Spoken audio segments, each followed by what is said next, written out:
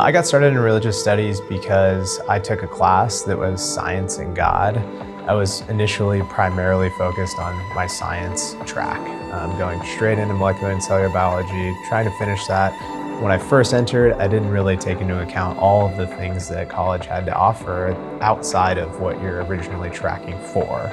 So I took a class thinking, okay, it's going to fulfill my gen ed requirement. I'm also going to get some extra science background. And it really took me in a different direction. It took me into, why are we going to college? Are we going to college just to enter a profession? Or are we going to college to actually learn about the world and understand people?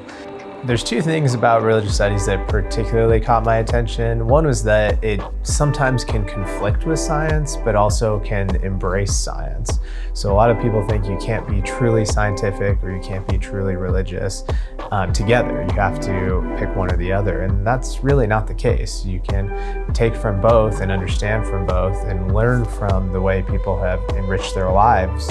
And religion in particular also has the effect of incorporating all of the strife and all of the compassion of the world in different communities and bringing that together, sometimes splitting it apart, and understanding that reality that we live through every single day is a huge part of what we do as health professionals.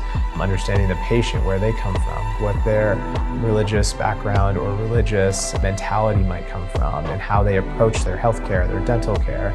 And understanding those really gives you an underlying impression of how to treat that person in an individualized fashion.